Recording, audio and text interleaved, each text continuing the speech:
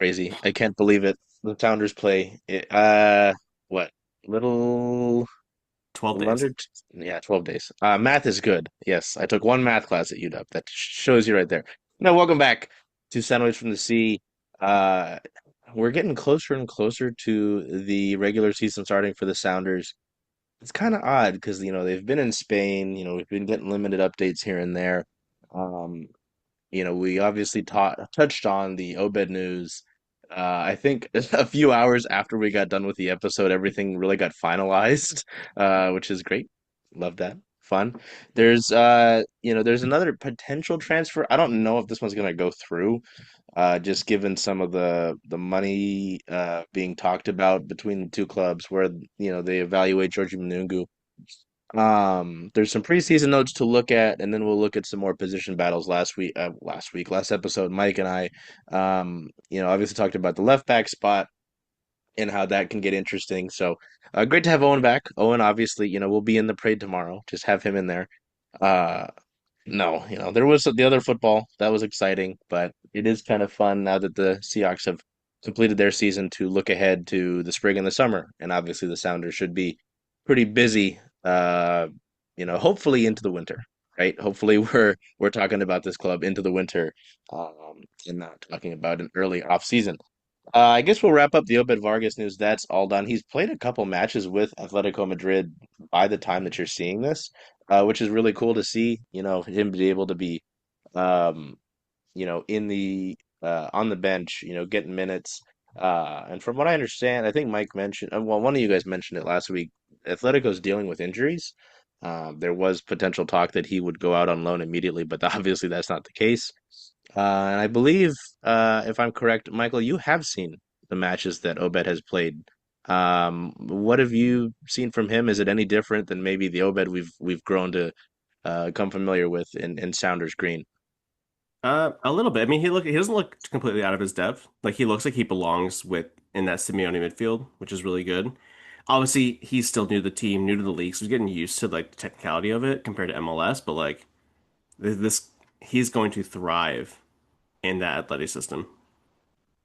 Yeah, I mean, I haven't seen the games, but like just from watching him for a couple years here, like what you remember about him is how well he matched up with Atleti and with PSG.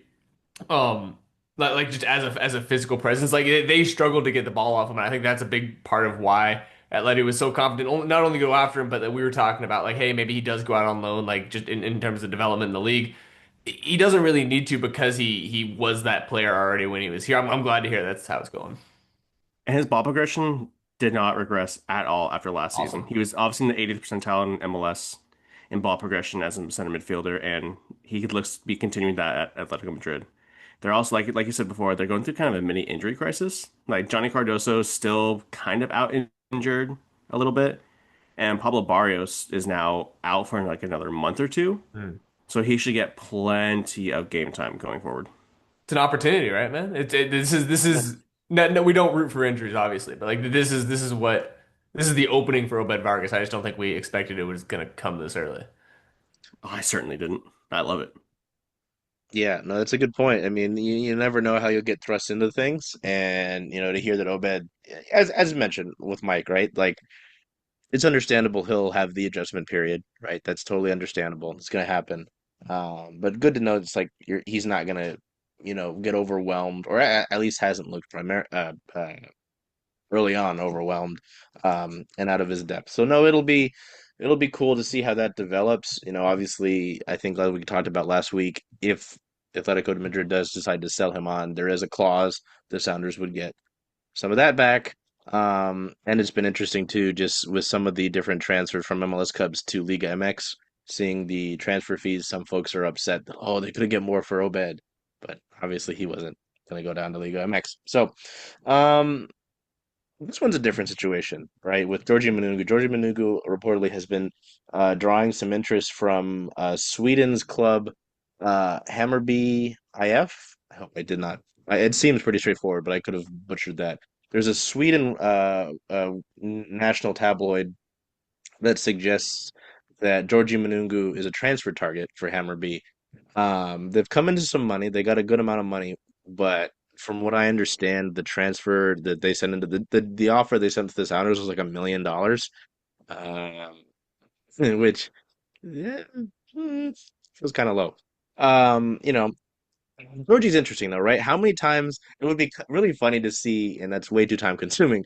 How many times we talked about Georgie, what he can be, what he can provide, the strides he's taken, why he's not playing, etc. Right? Like the Georgie, not dilemma, not situation, but just the topic of him. It's been really interesting to see, what he's been able to accomplish.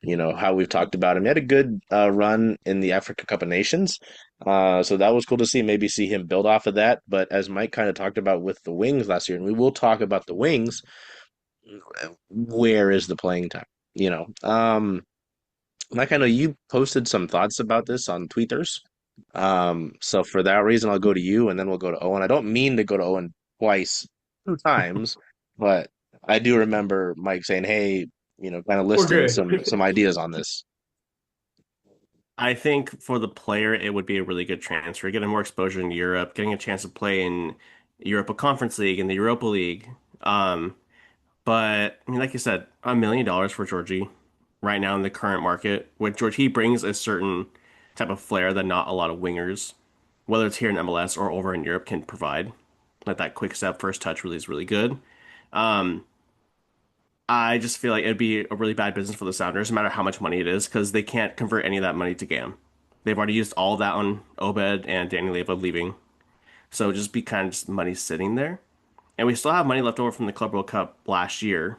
Like, what was it, $9 million, whatever the club has just sitting there. I mean, we can't Mhm. use it to spend on any transfers or like in league stuff, but like it just financially wouldn't make sense this year to sell Georgie unless he pushes for a move like Obed did. Yeah, I mean, we are talking about Obed and how he kind of like this idea of opportunity for playing time. I mean, it happened at the Sounders too. Like, he gets that first shot, and then he steps in the Champions League final. The midfield is not a place where the Sounders really have either been deep or been really focused on keeping depth. You look at the Denny Leva and the Josh Atencio moves, and they stay a little bit thinner in that midfield pivot. The wings are not that. They had Georgie, they had Pedro, and they still chose to bring in a guy like Paul Arriola. If you're not going to move Georgie on, you're betting that he's going to, kind of take that step forward and be that guy because, like, at some point you're going to have to pay him. You're going to have to pay him Paul Rothrock money to Mm. stay or move on. It's a bet from the Sounders either way to keep him. If they move him, they're saying we don't think he takes that step to be a vital player above Paul Arriola. Certainly not above Pedro de la Vega. If he stays there saying, hey, we really think he can find himself a spot here. We were talking about Jordan Morris looming. The Sounders are just so stacked in that area. It's so different from the kind of space that Obed was stepping into. Do you think with how deep the position is and how even Ryan Kent last season couldn't get any game time despite some injuries and stuff, do you think Georgie would accept being a bench part player for the Sounders team? It's Especially it's with how it's much hype he got during yeah. AFCON?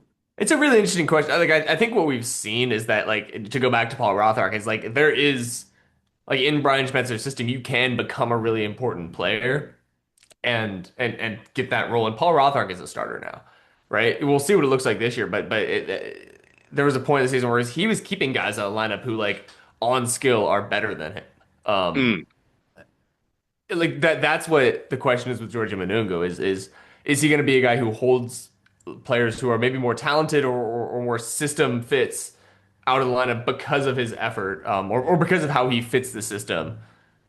I don't know. Are they gonna, like, want Jordan Morris on the right, or do they want Georgia Minoungou? If the answer is Jordan Morris, like, I don't know, because then the other place you go there is, like, how long are Jordan Morris and Paul Arriola, like, real options out there? Like they're Georgie's big part here is his age and his speed and his ability to beat guys one on one. He's like, when I like he's like the new, how we talk about Nuhu as a really great one on one defender. Georgie's a really, like the anti Nuhu.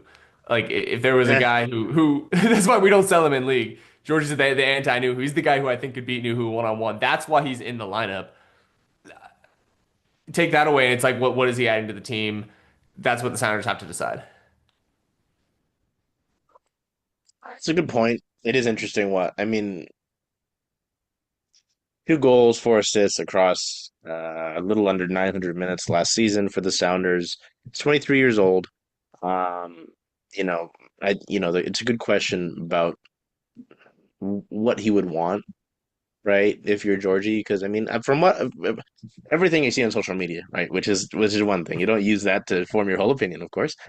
He seems like a really humble kid, right? Really humble guy. Grateful for his situation, so on and so forth. He's got a contract with the Sounders that runs through 2028. So I don't necessarily think the Sounders, unless the offer to them is enticing enough, I don't think they'll be like, oh yeah, see you, buddy. Like, go ahead. Yeah. Um, it is interesting because he He's a didn't. great bench option. Like Right, absolutely. Like Oh if yeah, you're right, looking at he's it the from like best a player off the squad building bench in standpoint, MLS. yeah, absolutely. I want Georgie coming off the bench every game. right. And I know they won't be in as many competitions this year for the Sounders, but like they still play it's not just the MLS regular season for them. They're gonna want to rotate, so on and Yeah. so forth. So I don't know how eager they are to be like, yeah, we can move off this guy because as we talked about at the end of the season last year or in the off season, there's no Ryan Kent anymore. He's gone. Yeah. Um, Paul you Arriola is know, back, Paul Arriola is back, and but he's a no, different player he is a different And player, Pedro will be back in April than Kent or is. earlier. Yeah, right? that's a good point too. So it is. I guess I don't know. With your best informed idea, because the I don't know why I said Sweden Swedish. transfer window is open until March 25th. Do you Yeah. think there's anything with a a potential transfer of Georgie to Hammerby? Just with your best informed guess right now. Mike, you good? If their other transfer target that they have falls through, that is also from the Swedish league, then I can imagine them coming in hard with like a 2 million or Hmm. 2.5 million offer for Georgie. And I think it'd be as hard as it would be, it'd be hard for the fans. It'd be hard for the Sounders to say no to that kind of money for Georgie. Yeah, I the think. money. I think when you're looking like the when I think about Georgia, the moment that really sticks out to me when you ask like what who is Georgia Minoungou in the context of the Sounders team is that Leagues Cup final where he comes off the bench against a tired Miami team and wins the penalty and he gets up, he's like, "Let's go!" Like all the way in front of the fans, and that to me is who Georgia Minoungou is with this team. Like that is his ultimate benefit. Um, is that worth $2 million? Is that worth $1.5 million? I don't know. Just because of how well we've seen the Sounders recycle money. I guess in the long term. And like to be so honest, like in the public image, like we talked about how much of a mistake we felt it would have been to move off Paul Rothrock. Um, this sets up like an ability to say, hey, like this is a point where we feel like it's okay to move on from this player. And if the Sounders come out of that okay, that makes it easier for them to move off a player into kind of in the public image. Not that that really matters, like, but in the future. Another question I want to pose for both of you guys. Do you think in the, in the off chance that Georgie does move, do you think the Sounders floor significantly drops without Georgie? Because we No. don't really have any ceiling raisers right now on He's this a team. ceiling raiser. He's not a He floor is a ceiling raiser. raiser, but like, if he's gone, do you think the floor drops No, along with the ceiling? You no. think so? Mm, if it does, I don't think it's enough to like crash out about it. I mean, it's tough because you go to training, right? You see the what he can do with the ball. Yeah, we've all seen what he can do with the ball, right? Um, yeah, I don't think at least significantly, I don't think he drops your floor. I don't think he has a lot of relevance to the floor of this team. Like he's not Mm, a player who's making big mistakes that are costing you games. right. If you know if he's in a game and he's not really in the game, it's not like yes, it is costing you opportunities. He exclusively he's a pretty like positive outcome player, I guess.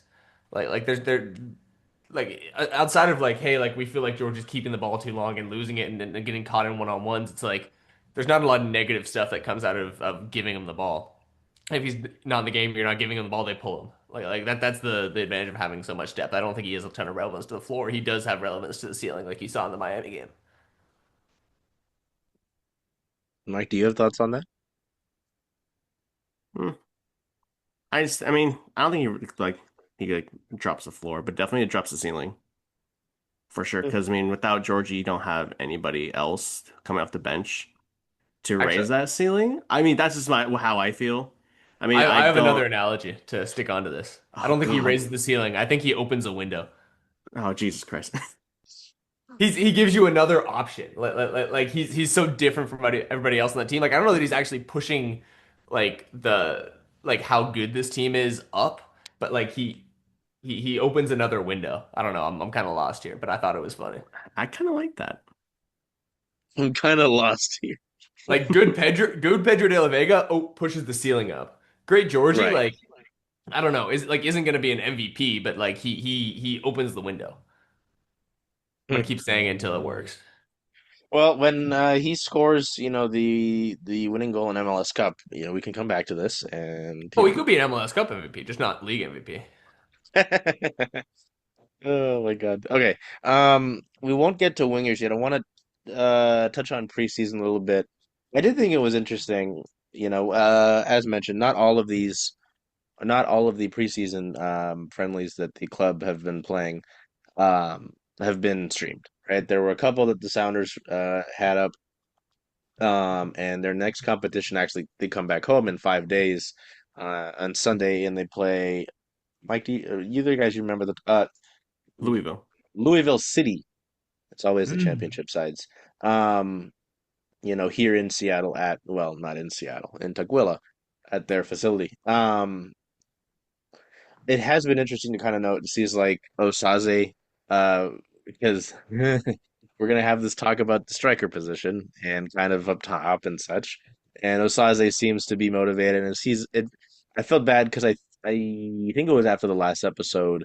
We had talked about obviously there's a talk about Denny Musovski. There's this Jordan Morris guy. You know, um, but and I'm not saying he was the best option at all times, right? But Osaze had his moments last year, right? I don't think anybody maybe expected him to contribute as much as he did for the Sounders. Like if Owen and I were in the beginning of the doing the show, right? I don't think either of us really were like, yeah, Osaze is going to play some important minutes for the Sounders throughout the course of the year at different competitions. I don't think either of us thought that. No. Um, he seems to be kind of uh putting his game together more and more. That should be interesting to see how that plays out. It's been I'm mentioning Paul Arriola. It's been interesting to see him kind of build up from that second ACL tear of his career, second ACL injury. I apologize. And then we talked about Obed. I mean, now what? It's Hassani Dotson's spot to lose next to Christian Roldan, who was at the Super Bowl. I did. I was like, hey. Oh, and then there was somebody in a Sounders Xbox kit behind me at the Super Bowl. I was like, brother, Oh, what is incredible. happening? Like, Gotta support. go Durs, I guess. Wait, which Um, which one though? I seem to know. The home kit ah, or the sh black kit? no, it was the home kit. Ah, boo. It was so weird to see that green. I turned around, I was like, what the hell is happening?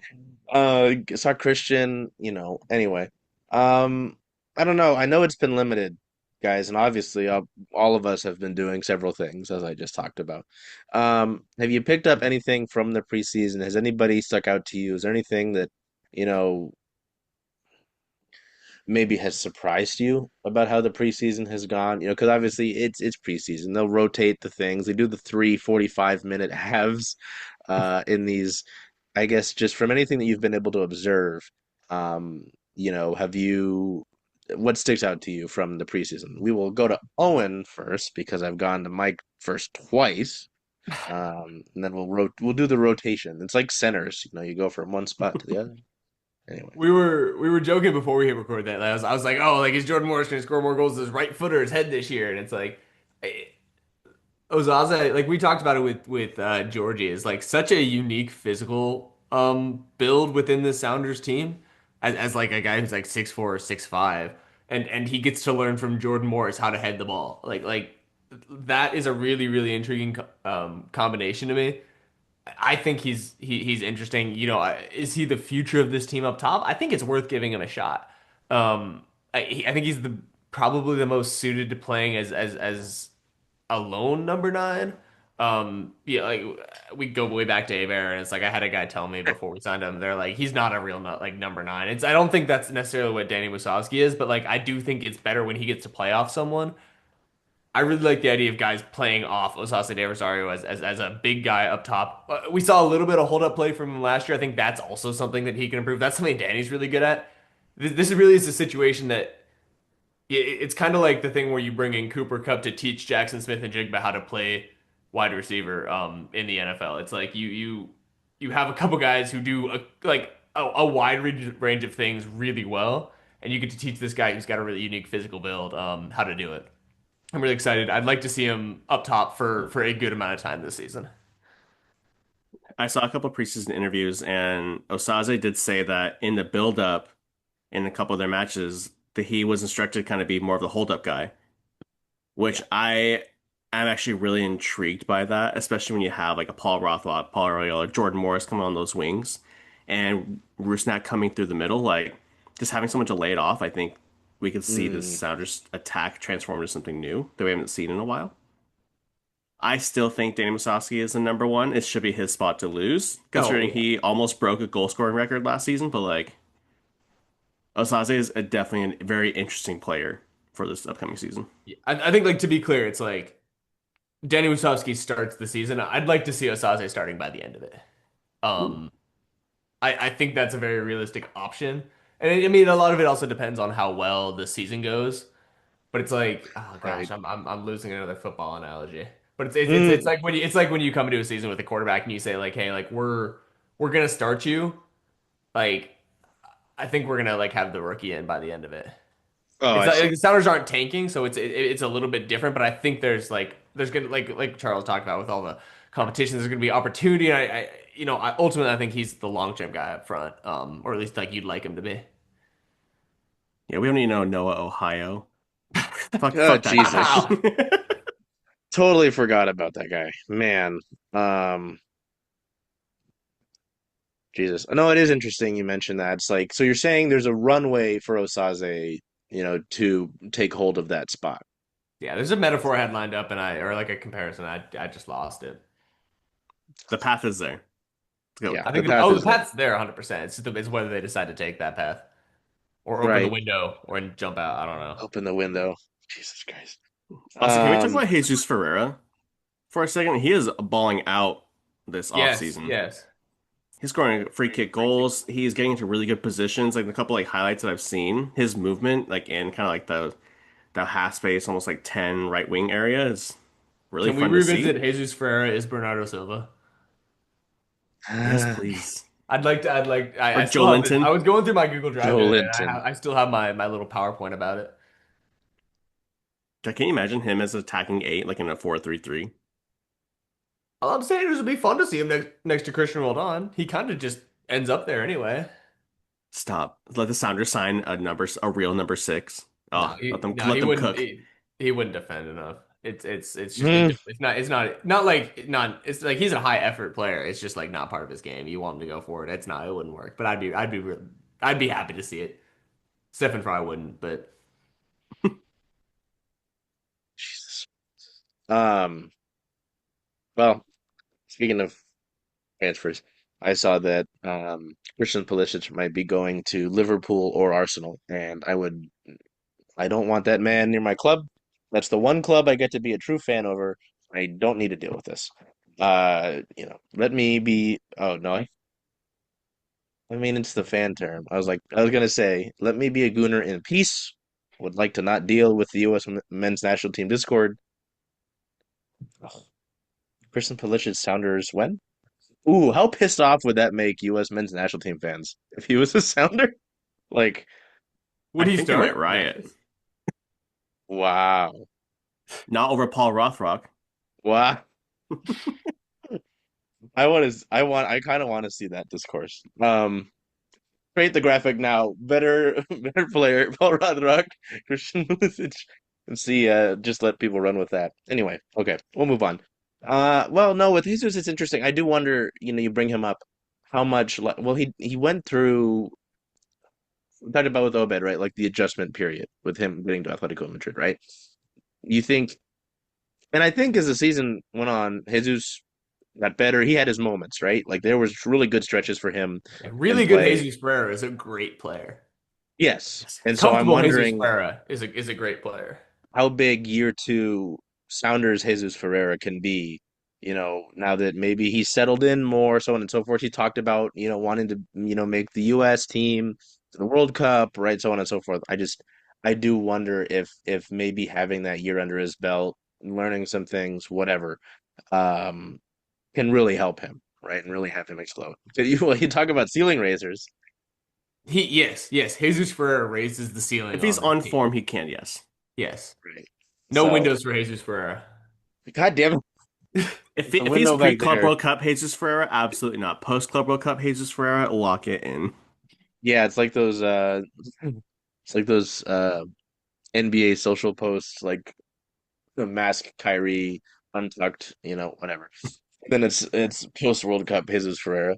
Okay, well we've kind of been talking about him anyway, I guess with the strikers and the wingers like, you know, we'll start with the strikers first, of course. What do you want to see from that position? I know we talked about it before we started recording. Mike kind of brought this up.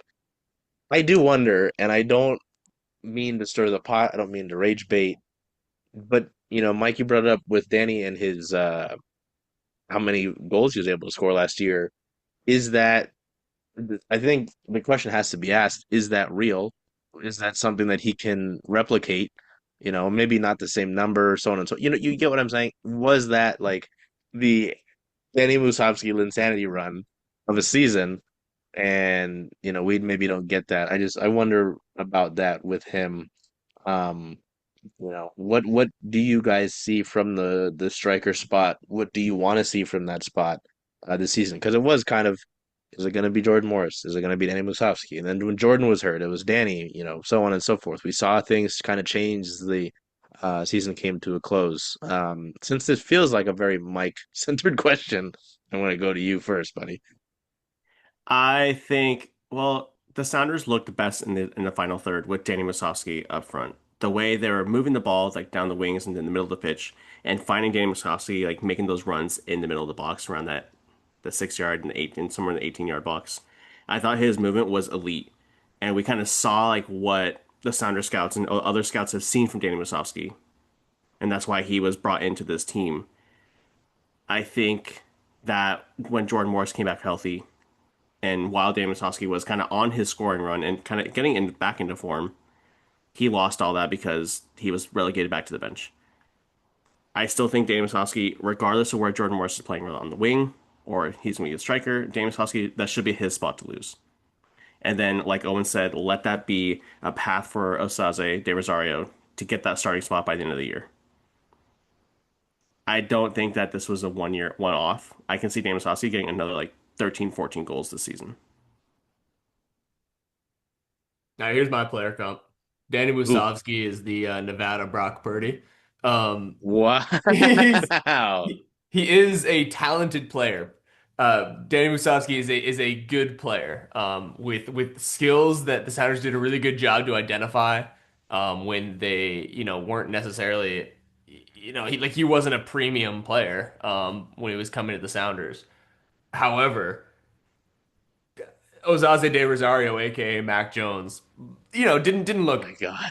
exactly as good as he did, but like he looked pretty good. He's playing with a ton of good players, and when a player who we've talked about him as a system player, um, like has like gets a chance to play with a squad that is like legitimately like a top five team like club in MLS. He's gonna score a lot of goals. Like the Sounders, luckily aren't going to have to pay him $55 million a year to Mm. stay and score goals. Or at least doesn't seem like it. it. That's why you hang with him. Like he's doing everything right. He makes this team work. He's a talented player on his own. You just hope that, he can continue to do that, like that he continues to be a good part of the system. That's my Where's that that's my lead Danny designated Musovski take. player? Where's the lead designated player Jordan Morris then? Because Mm. everyone and their mother keeps saying, "Oh, Jordan Morris is DP. He should be this. He's a striker. He's a number nine. He's not a winger. He's being played out of position. All this and that." But we've seen him play on the wing. We've seen him thrive in those positions. The way he can create stuff for himself on the wing, as opposed to being the number nine, where it's just threw balls in behind or the odd header. I Should would be on love it. to. I would also love to see, honestly, a two striker formation with Amos Hosking and Jordan Morris, and them playing off each other. So I think their skills offset each other really well, kind of like what we saw against Minnesota. Right. That worries me though, just because like you think about like yeah, then you're basically saying like, hey, Alex Roldan, like you gotta drop, man. Like you cannot be going forward as much. And then hey, Nuhu and Yamar and Jackson Reagan just like defend one on one the whole game. Like that worries me because there's so much going forward. We don't know how good Hassani Dotson is as a defensive midfielder. Maybe that's something that comes later. I would be worried if they started the season with a two-striker formation just because that commits so much forward. And that's really not something we've seen from the Sounders is to be like an offensively oriented team. Like generally they're a defend first kind of group. And like as good as I believe that those three knew who Yamar Reagan are, it's like, is that what I want to be doing against LAFC? I don't know. I'm curious. Not such thing as Stephen No, Eustachio. I think it Like, sounds really dope. Honestly, I'd love yeah, to see those guys play with each other, but it's like then you're shoving guys onto the field where it's like, oh look, we have three like real defenders, and they're gonna have to deal with Denis Bouanga and oh gosh, who's the new guy LAFC signed? Stephen Eustachio. yes, Mm. like he's gonna be really good, and it's like I believe Nuhu can like lock one of them down. Do I believe Alex Roldan is Josh like is he better than Josh Jobe? I don't know. We're just going all over the place today, guys. Well, So many and references. it's yeah, it's interesting you bring up the Jordan Morris on the wing, Mike, because then it goes to the winger spot. And this will change, obviously, at some point through the course of the year, right? Whenever Pedro gets back, or will it? Um, what do your wings look like? How do you work that situation in? Because um, you you don't have Ryan Kent this year. We've talked about Georgie previously. You've got Paul Rothrock. There was the weird. It's gonna stick with me until either I see it in a match or they squish it. But Brian mentioning Paul potentially playing as a left back, huh? Um, yeah. What do your wings look like in this situation? Like if we're putting you in the Schmetzer chair with your little coffee cup and your suit, um, what do your wings look like on your not when you're rotating, of course, but your first choice wings. What does that look like? How do you handle the wings? I guess I'll go to Owen first because I threw the strikers right at Mike and I said go ahead. I think when I go out there on what is it, the 21st against the Rapids, it's 22nd. 22nd. Sorry guys. I think when I go out there Sunday the 22nd against the Rapids, my wingers are hmm. I think Paul Rothrock is one of my wingers, and the other spot is Paul Areola or Jordan Morris. I think that can also be, an idea of how much of essentially what you want to do in that game. Jordan Morris, I feel is a really viable offensive option. Like his defensive efforts underrated. Paul Oriole like legitimately could play wing back for this team if they needed him to. Jordan Morris couldn't. If you really want to double him up, like double up, let's say Denis Bouanga, with Alex Roldan and Paul Oriole, I'd feel a lot more comfortable with that. If you're playing the Rapids and you really don't feel like they have a strong option there, like yeah, Jordan Morris, let's have him go and you can push Alex into the space behind him. I think it's Morris and Rothrock against the Rapids. Mm. I like that. I think that makes the most sense with the way the team is currently set up, and assuming we're gonna roll out the 4-2-3-1 /3-5-2, whatever the Sounders play every single time, however they build up. I can see Paul Oriola and Paul Rothrock fighting for that right wing spot a lot more because I think if Jordan Morris is going to be on the wing, it's going to be on the left. That's a good And I point. can I've overlooked that. and and when Mm. Pedro's back or Georgie can play on either wing, which is great. So he's a good bench option for either side. But like it has to be right now Jordan Morris and Paul Rothrock. You're right. I did overlook him being on the right. I do like, for what it's worth, to come back to this, I really like how Alex Rodon and Paul Rothrock look together. We got to see it a couple times last year. I thought they worked together really well. I thought Paul Rothrock has a really good understanding of when Alex Rodon wants to go inside and when he wants to go outside. And he just kind of like he picks the one that Alex Rodon doesn't want, and it works out. That's what really stood out to me. I think we saw it a lot in Leagues Cup last year. We did. Those two pair really well together, kind of similar like how Nuhu and Ryan Kent did on the left in those few games when my goat Ryan Kent Gone was too still on the soon. team. And Gone we've seen too Jordan soon. Morris. Oh, it hurts my heart. We've seen Jordan Morris and Nuhu play really well together on the left-hand side as well. So I think it's all there. It's all set. It's laid out for us. But we'll have to see what Papa Schmitz does. There's about 7 different combinations of wingers and fullbacks and strikers that would just like I'd feel pretty comfortable with.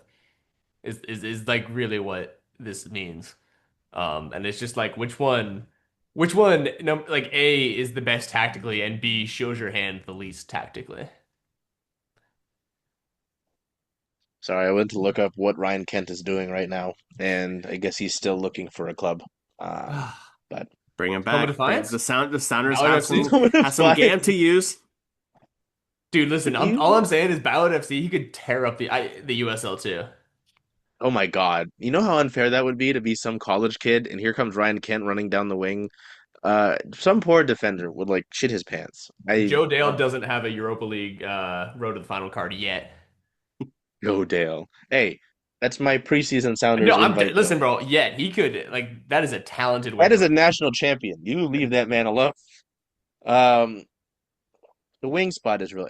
Just like it was last. I wonder this year, guys, how much discourse we have over the wings and how they're being utilized, like Every we did game. last year. It's going to be Every absurd. game. Every game. So, yeah, well, it depends on if Georgie's here. So, I will be really um, interested to see the splits. wow. Yeah, should track stuff like that. Okay. Yeah, no, but like I said to the guys before we started this episode, I want to hold some of the superlative stuff, like some of the first episodes that Owen and I did for this show, talking about what we expect to see for the club until after the preseason match, the friendly this Sunday, as we prepare for Colorado. So we'll get a lot of that after that I don't know if there's a time for that. I don't know if we know that. I know it's not open to the public. So we'll have to figure that out, be out there on Sunday. But yeah, I guess anything from Obed wrap up to Georgie potential transfer to striker and winger discourse that you guys want to get out before we close out today. Danny Musovski for the USMNT. That's it. Hey, when Danny Musovski is scoring goals in the World Cup here in Seattle for the U.S. men's national team, we can come back to this and we can put it on a billboard somewhere. I'll pay for it myself. Wow. All right. Oh, and you got anything to close us out? Are you Nah, good? man. I'm just fired up. We watched a lot of football for the last what 7, 9 months. I'm ready for more MLS. Let's watch some soccer. Start the summer of soccer off right in February. Yeah, there you go. All right. Well, yeah, we'll surely get something out after Sunday's match against what Louisville City? Louisville. Yes, okay. I wanted to make sure I got that right and didn't mess that up. Louisville City FC. When, Jesus Ferreira will score 2 goals, Georgi Minoungou will have a hat trick. Surely, that's how it'll go. Until we see you next time, take care of yourself, be well, do whatever you can to make today a great day. Hey, Charles. Hey, Jen. Hey. So where are you going to watch all of the Sounder away games this year? Away games for the Sounders. Well, since Rough and Tumble is the home of Circling Seattle Sports, I was thinking of coming here if that's okay with you. I think that's a great idea. Go Sounders. Hope we see you all here.